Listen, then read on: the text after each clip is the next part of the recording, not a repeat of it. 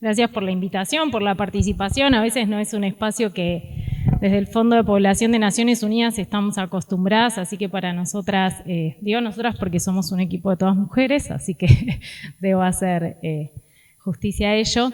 Pero bueno, nos interesa participar de estos debates, de estos encuentros y también mostrarles un poco lo que hacemos y cómo tratamos de usar la información. Yo cuando me llegó la convocatoria a través de Constanza, de Adrián, la idea fue poder mostrarles a ustedes qué hacemos desde el Fondo de Población, cuáles son nuestros temas prioritarios y un poco cómo llevamos adelante la cadena de trabajo desde la búsqueda de información, la atracción, obviamente siempre pregonando sobre derechos de grupos a quienes los tienen más rezagados, que ya vamos a ver más, y cómo trabajamos en incidencia siempre para traccionar un mejor acceso en los derechos.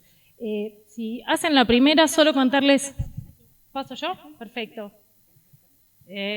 ¿Así? Lo tengo al revés, perdón. Solo contarles brevemente qué es UNFPA, el Fondo de Población de Naciones Unidas, que somos la agencia dentro del sistema de Naciones Unidas que trabajamos básicamente por la salud sexual y reproductiva y por la prevención de las violencias de género. Básicamente trabajamos por un mundo en el que cada embarazo sea deseado, cada parto sea sin riesgo y cada joven alcance su pleno desarrollo. Lo escuchaba Nicolás y el último informe de población que hizo el Fondo de Población trataba de correrse de esta discusión de decir somos muchos, somos pocos, sino somos libres y tenemos autonomía sobre nuestros cuerpos, y me parece que en ese sentido es en el que vamos trabajando. Y básicamente todo lo que guía nuestras acciones, por así decirlo, tiene la búsqueda de lo que nosotros llamamos 3 objetivos transformadores. Nosotras, y UNFPA, digo, no el equipo de Argentina, es transversal al UNFPA como entidad global, que están guiados por 3 ceros. Tener 0 necesidades insatisfechas en salud sexual y reproductiva, 0 muertes maternas evitables y 0 violencias de género y prácticas nocivas, donde dentro de prácticas nocivas, aquí en el país, nosotras intentamos trabajar y estamos estudiando toda la parte de uniones tempranas, estos matrimonios en menores de 18, que es una problemática que está presente y bastante poco estudiada en nuestros países, que siempre parece tener más perspectiva en la región, en otras latitudes, pero empezamos a ver que está bastante presente, tiene un componente grande de diversidad y tiene una cuestión ahí que a veces tenemos algunos cruces sobre prácticas nocivas en términos de violencia y qué pasa con los embarazos tempranos. Así que cuando recibimos la invitación fue ponernos a pensar, ¿puedo tomar un poquito de agua? Genial, pensé que era la de... ¿Qué les compartíamos? Y un poco decirle 3 cositas respecto a nuestra información. El Fondo de Población trabaja priorizando algunas zonas, nuestras acciones se concentran en provincias de NOA, NEA y provincia de Buenos Aires, y básicamente tenemos algo así como el componente y el mandato de no dejar a nadie atrás, con lo cual nuestras acciones se concentran en lo que nosotros consideramos grupos más rezagados en términos de acceso a derechos. Mujeres, migrantes, afrodescendientes, el colectivo de la diversidad y adolescentes, con los cuales cuando yo miraba el censo y uno va viendo progresivamente todo lo que va desagregando y esto de ese fenómeno que el censo va atrás, digo, no es como el derecho, va juridizando conducta, ahí vamos como tratando de encontrar y de poder ponerle un número a nuestras realidades. Para nosotras son súper centrales para entender qué es lo que está pasando. Es súper central tener datos desagregados. Es la única forma de poder traccionar algunas acciones en pos de garantizar derechos a estos grupos que siempre los tienen más rezagados y que sabemos que en épocas de embates siempre son sobre quienes más se aprieta, digamos, el zapato, sobre quién más se limita su accionar. Entonces, para nosotras tener información desagregada es súper valioso, es una forma de darle voz, es una forma de conocer sus necesidades, sus demandas, sus deseos de vida. Segundo, que todas nuestras líneas de acción tienen un componente vital de incidencia, o sea, nosotras hacemos investigación para intentar transformar algo con la incidencia, siempre en una mejora de derechos. Entonces, cuando empecé a pensar y decir, bueno, sobre qué grupo poblacional, cómo mostramos un poco qué es lo que hicimos, quería compartir con ustedes un estudio que que hicimos, empezamos con esto casi fines del 21, inicios de 22, básicamente porque uno de los principales temas por los cuales trabaja el Fondo de Población es en la prevención de los embarazos no intencionales en la adolescencia. Claramente hemos apoyado desde sus inicios y fuertemente lo que fue el Plan ENIA. Y si bien sabemos que sus resultados son muy auspiciosos y son evidentes porque tuvo un sistema de información robusto que permite verlo, al punto que logró que entre 2018, puse 2002, a veces quiero, no sé, volver un tiempo atrás, y 2022, la Argentina logró reducir la tasa de fecundidad en la adolescencia, esto es, entre 10 y 19 años, un 50%. Básicamente entendiendo, y ahí hubo múltiples cambios, sabemos que el discurso feminista, el acceso a métodos anticonceptivos y desde luego el Plan ENIA en las provincias priorizadas fue una muestra de este descenso. No obstante, en el 2022 todavía se registraron un poco más de 43.000 nacimientos de adolescentes entre 0 y 19 años, de los cuales, esto es central, 5 de cada 10 fueron embarazos no intencionales, no planificados, no previstos. También tenemos más de 1.000 nacimientos de niñas menores de 15 años, donde sabemos que ahí los abordajes son un poco más complejos y necesitan otras herramientas porque claramente en su mayoría son producto de abuso sexual y prácticas violentas. Sabiendo que tenemos esta situación y que es un desafío cotidiano y una línea de apoyo que desde el Fondo de Población trabajamos junto al Ministerio de Salud de Nación y los ministerios provinciales, y entendiendo que la comunicación para nosotras es central en esto del acceso a derecho, decidimos hacer un estudio con adolescentes a partir de escuelas, lo hicimos en conjunto con el Plan ENIA y con AINIS, que es una organización de la sociedad civil de la provincia de Salta. Nosotros trabajamos muchísimo con sociedad civil y con actores locales. Decidimos hacer en esas 4 provincias un estudio que nos permitiera básicamente saber cuáles eran los medios de información, o sea, dónde recurrían los adolescentes cuando querían, y las adolescentes, no las adolescencias en general, acceder a información. ¿Y qué sabían de métodos anticonceptivos? Era como un poco los 2 objetivos que tenía este estudio, básicamente para diseñar una estrategia de comunicación que nos permitiera promover los derechos sexuales y reproductivos. Y un poco lo que yo les puse en esos numeritos básicamente son las tasas de fecundidad adolescentes en esas provincias, porque si bien sabemos que a nivel nacional estamos en 12,7, también sabemos que somos un país que tanto en este como en otros indicadores tiene mucha variabilidad, dispersión, desigualdad al interior de nuestros territorios. Con lo cual, si pasamos una más fue, estoy como no tengo la compu en mano, estoy como en esto. Entonces, ¿qué hicimos? ¿Cuál fue el estudio?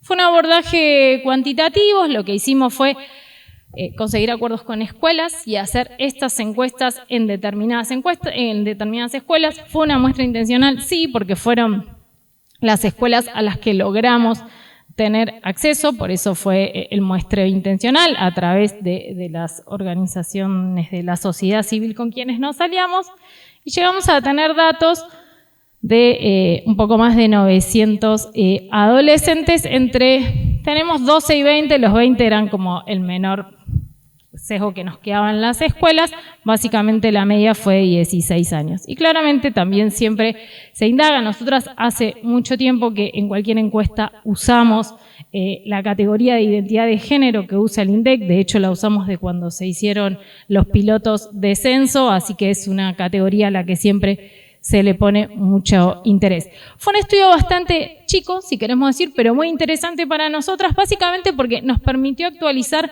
bastante información que teníamos desactualizada. La última encuesta de salud sexual en la Argentina debe tener un poco más de 10 años, con lo cual fue un estudio que nos permitió conocer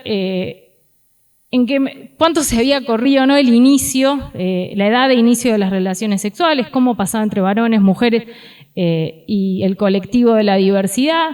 Fue un estudio que nos permitió saber que 7 de cada 10 usaban un método anticonceptivo en su primera relación sexual. Digo, nos permitió un montón de información, nos permitió saber que el tercer método anticonceptivo más reconocido, cuando se le preguntó que enunciaran uno sin saber a las y los adolescentes, fue el implante subdérmico, lo cual para nosotras fue como una alegría y un voto de confianza a las políticas públicas, porque es el método anticonceptivo de larga duración que proveía el Plan ENIA.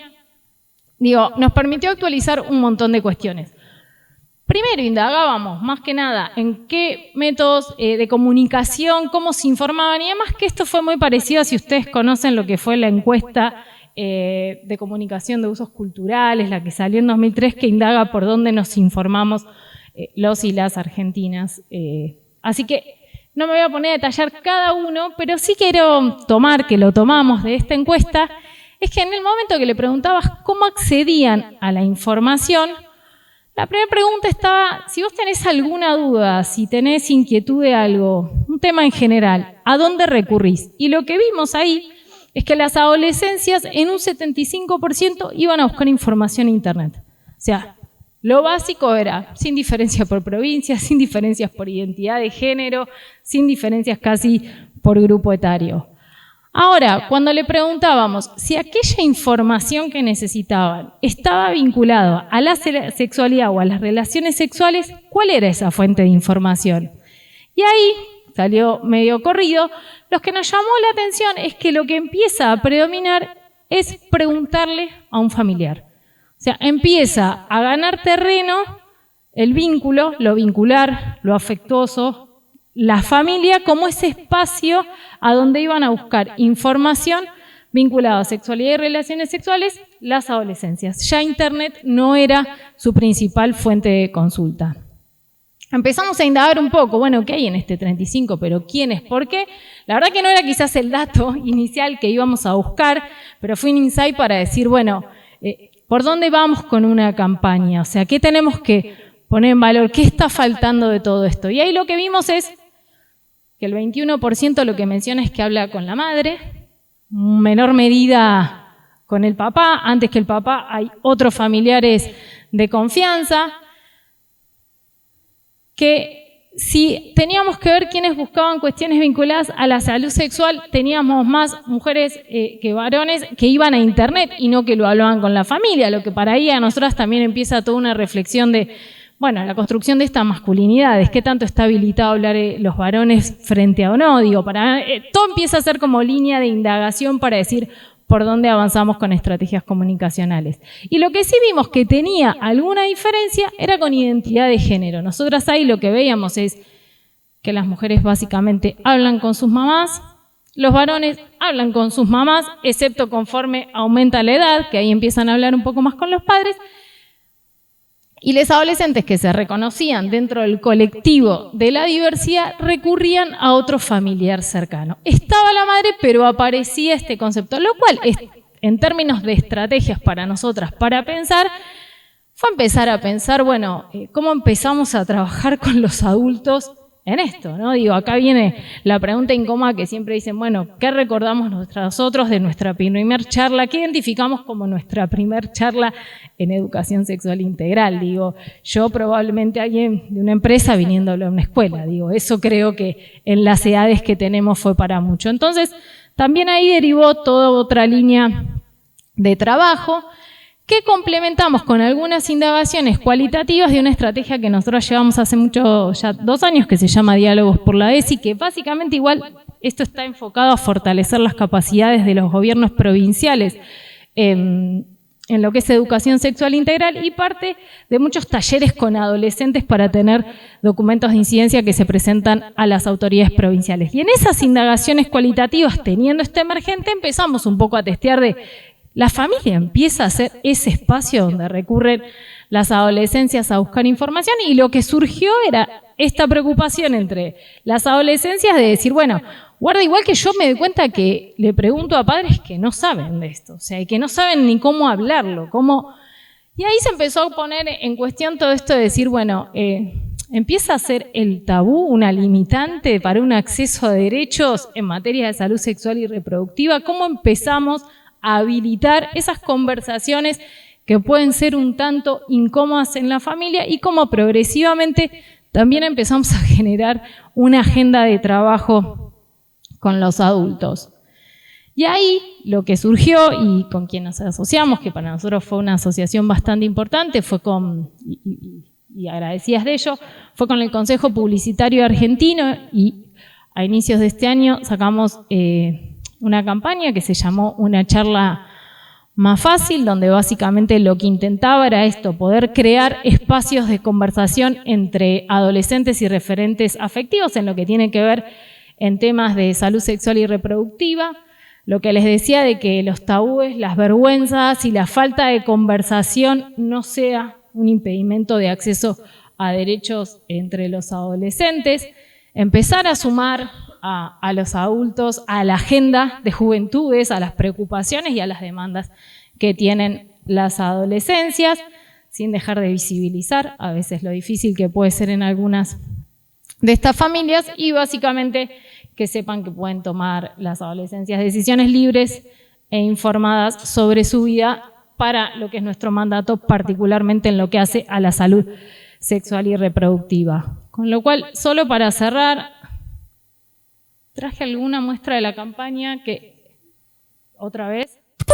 Hola hija, qué sorpresa llegar a casa y encontrarme con esto. No sabes lo lindo que es ver que lo que hablamos dejó huella. Porque a veces es difícil, ¿viste? Uno piensa que puede sonar raro, pero esto demuestra que puedes pasarla bien, cuidando lo importante. Qué bueno que te cuides.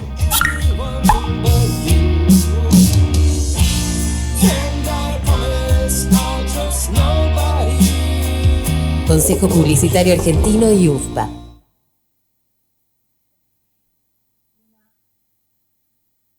Buen día, hijo. ¿Cómo venís para el examen de matemática? Avísame si tenés alguna duda o también si usas preservativo cuando tenés relación. Ay, no, así no da.